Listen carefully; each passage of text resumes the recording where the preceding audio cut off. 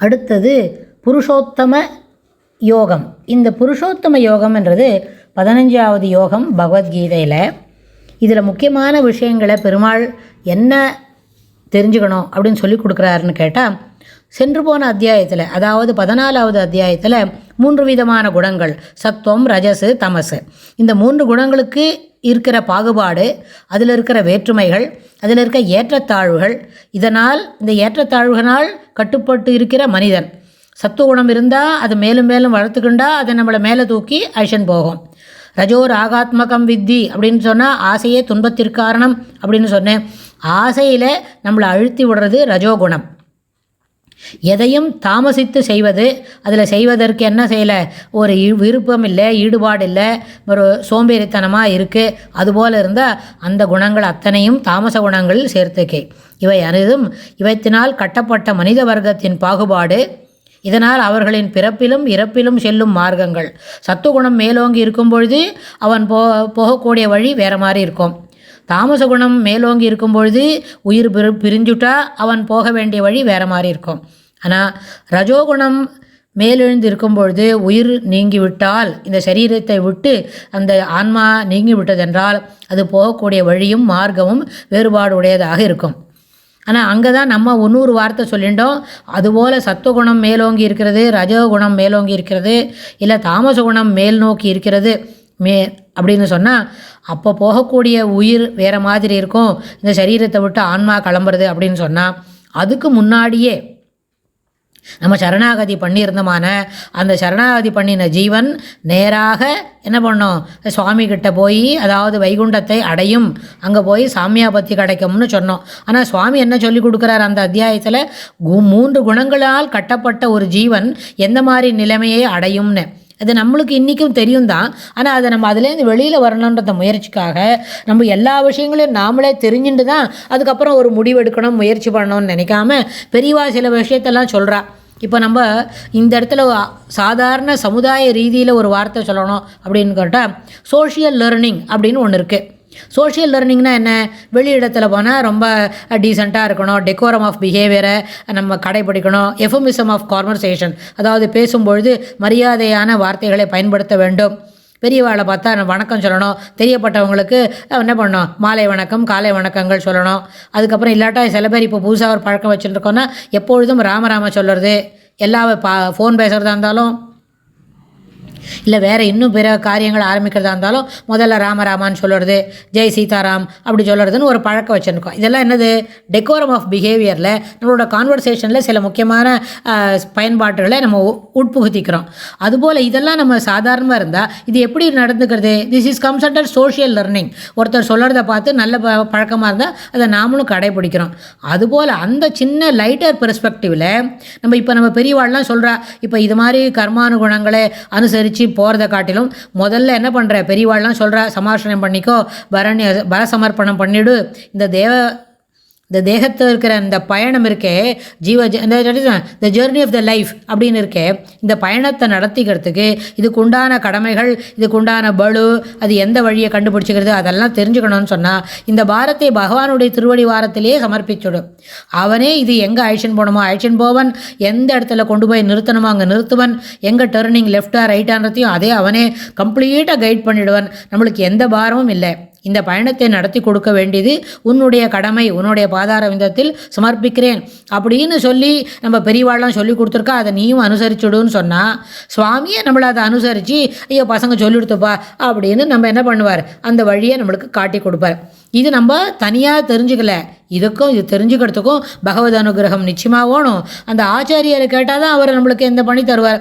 ஆச்சாரியர் மூலமாக பரசமர்ப்பணம் பண்ணிக்கணும் அப்படின்னா அந்த ஆச்சாரியர் அனுகிரகமும் பரிபூர்ணமாக வேணும். ஆனால் அந்த அத்தியாயத்திலே நம்ம இந்த வார்த்தையை சொல்லிகிட்டே வரோம். அதனால் 3 விதமான குணங்களுக்கு இருக்கிற ஏற்றத்தாழ்வு சொல்கிறார்.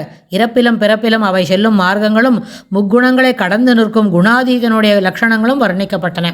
குணாதீதங்களோட வர்ணனை என்ன, இதெல்லாம் தாண்டி நிற்கிறது. பாலத்துக்கு மேலே பஸ்ஸு காரு எல்லாம் வாகனங்கள்லாம் போயின்ட்டுருக்கு. பாலத்துக்கு அடியில் என்ன போடுறது, பாலத்துக்கு அடியில் எப்பவும் ஜலம் போயின்ட்டுருக்கு. அப்போ அந்த ஜலம் போகிற ஜலம் மேலே போகிற வண்டியை எதுவும் பாதிக்குமா? ஏதோ அவசர காலத்தில் எதிர்பாராத விதமாக பாலம் முழுகிற அளவுக்கு ஜலம் அபரிமிதமான மழை அப்படி இருந்தால் தான் அந்த பாலத்தில் போகிற வாகனங்களை அது பாதிக்கும். இல்லாட்டா சாதாரண நாளில் பாலத்துக்கு அடியில் அந்த நதியில் போயின்னு இருக்க ஜலம் அப்படியே போயின்னு இருக்கும். அது அந்த டேஞ்சர் மார்க்கை தாண்டி பாலத்து மேலே ஜலம் வந்தால் தான் போக்குவரத்துக்கு தடைபடும்.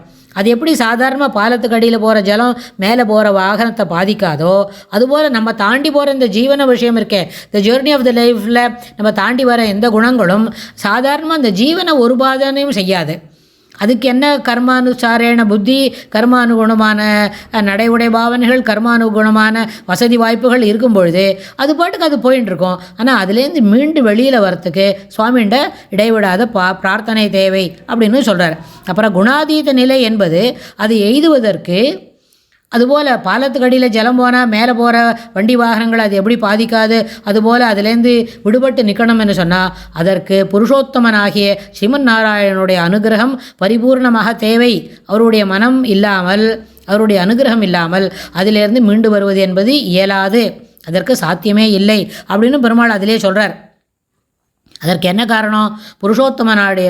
புருஷோத்தமனாகிய பகவானிடத்தில் பக்தி செய்தல் அவசியம்.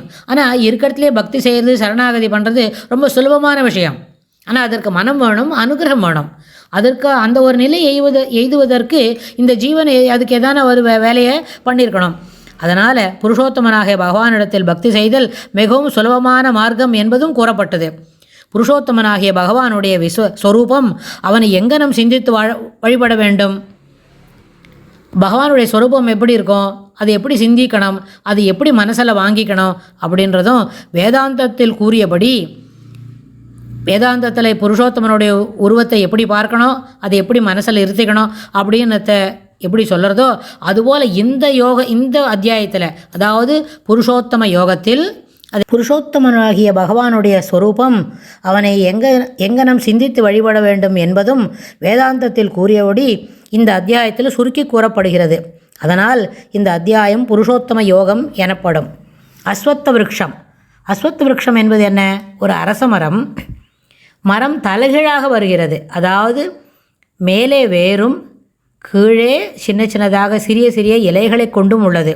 அதுபோல இது எப்படி வளர்கின்றது என்றால், ஊர்துவ மூலம் உலகெல்லாம் உணர்ந்தோருக்கு உரியவனாய் அவனுக்கு அரியவனாக இருந்தாலும் இத்தனை உலகத்திற்கும் இத்தனை பெரிய பிரம்மாண்டமான அண்ட தடாகம் இருக்கே, அதற்கு வேர் புருஷோத்தமனே, பரமேஸ்வரனாகிய ஸ்ரீமன் நாராயணனே அப்படின்னு சொல்கிறார். இதை தான் கீதார்த்த சங்கிரகத்தில் இந்த ஸ்லோகத்தில் என்ன சொல்கிறார், இந்த தமிழ் பாசுரம் அது, மூவெட்டிலும் அதில் மோகமடைந்த உயிர்களிலும் நாவெட்டெழுத்தோடு நல்வீடு நன்னின நம்பரிலும் மேவட்டு வன்குண விண்ணோர்களிலும் விஷயனுக்கு தாவிட்டு உலகளந்தான் தன்னை வேறென்றே சாற்றினனே. மூவெட்டிலும் அதில் மோகமடைந்த உயிர்களிலும். மூவெட்டு என்னது? இந்த 3 விதமான குணங்கள், சத்துவம் ரஜஸ் தமசு. அதில் மோகமடைந்த உயிர்கள், மோகமடைந்த ஜீவாத்மா, அந்த ஆன்மா என்ன செய்கிறது? 8 எழுத்தோடு நல்வீடு நன்னினன். 8 எழுத்து என்னது? அஷ்டாட்சரம். அந்த அஷ்டாட்சரத்தை தொடர்ந்து சொல்லணும். அதில் எப்பொழுதும் என்ன? ஈஸ்வர சித்தம் கலந்துருக்கணும், சத்துவம் மேலோங்கி இருக்கணும் அப்படின்னு சொன்னால் நல்வீடுன்றது இங்கே ஸ்ரீவைகுண்டம் பெருமாளுடைய இடத்த அடையிறம் இல்லையா? அங்கே சாமியாபத்தியோ அந்த வைகுண்டத்துக்கு போகிறதுன்னா என்ன? அங்கே ஒளிபருந்திய தேகம், இரவென்பதே கிடையாது, எப்பொழுதும் ஒளிபருந்திய நாள். அங்கே பசி தாகம் மூப்பு அது எதுவுமே இருக்காது. நன்னின நம்பரிலும் மேவட்டும் அவன் வன்குண விண்ணோர்களிலும். எல்லாவற்றிலும் எல்லாவர்க்கும் என்ன சிறந்தவனான விஷயனுக்கு. விஷயன்றது யார்? ஜெயித்தவன், எல்லாவற்றிலும் ஜெயித்தவன். அர்ஜுனனுக்கு பெருமாள் இதை சொல்கிறதே தவிர அர்ஜுனன் நிறைய சந்தேகம்லாம் கேட்டுன்னு இருக்கலாம். ஆனால் அடிப்படையில் அவனுக்கு நிறைய விஷயங்கள் தெரியும். அது ஒரு மேலான ஜீவன். அதுவும் ஜீவன் கணக்கில் இருந்தாலும் அந்த ஆன்மா மிகவும் உயர்ந்தது, நிறைய சாதனைகள் பண்ணி மேலோங்கி இருக்கிறது. அதனால் அந்த விசயனுக்கு தாவிட்டு உலகளந்தான், இந்த உலகளந்தான் இருக்கே, தாவி நின்னானே, இந்த வாமன அவதாரம் வந்தபொழுது தாவி உலகளந்தான்னு சொல்கிறோமே, அந்த உலகளந்தான் என்ன பண்ணினான்னு கேட்டால், தன்னை இத்தனை பெரிய உலகத்துக்கு தன்னை வேறென்று சாற்றின். வேறுன்னு சொன்னால் என்ன, அடிப்படை. இந்த பிரகிருதியில் இருக்கணும்னு சொன்னால் அதுக்கு யார்? போன அத்தியாயத்திலே பெருமாள் சொல்கிறார், இந்த இத்தனை அவசரத்துக்கும் இத்தனை விதமான வேலைகளுக்கும் காரணம் என்ன? பிரகிருதி. அதற்கு விந்து தயாரிக்கிறது யார்? விந்து கொடுக்கறது புருஷோத்தமனாகிய ஸ்ரீமன் நாராயணன். நானே இந்த உலகத்திற்கு பீஜம் அப்படின்னு சொல்கிறார் இல்லையா? அதனால்தான் அந்த கீதார்த்த சங்கரத்தில் இந்த பாசுரம் என்ன சொல்கிறது? தாவிட்டு உலகளந்தான் தன்னை வேறென்று சாற்றினனே. இத்தனை பெரிய உலகத்துக்கும் இதில் இருக்கிற படைப்பு, அதில் இருக்கிற வளர்ச்சி, அதில் இருக்கிற எல்லா விதமான உயிர்களுக்கும் வேறு யாருன்னு கேட்டால் ஸ்ரீமன் நாராயணன் அப்படின்னு இந்த பிரியாம்பல், அதாவது கோர்வையும் அத்தியாயத்தின் விஷய சுருக்கமும் அதனுடைய பெயருக்கு இருக்கிற காரணத்தை பற்றி நம்ம தெரிஞ்சுக்கணும்னு சொன்னால் பெருமாள் அதில் என்ன சொல்லிவிடுறார்? வேறென்று சாற்றினனே, தன்னை வேறென்று சாற்றின. இத்தனை பெரிய உலகத்துக்கு தானே வேர், தானே முழுமுதற் காரணம் அப்படின்னு சொல்லிக்கிறார். இதுக்கு அடுத்த பதிவில் முதல் ஸ்லோகத்தில் பெருமாள் என்ன சொல்கிறாருன்னு நம்ம பார்க்கலாம். ஸ்ரீ கிருஷ்ணாய துப்யம் நமஹ.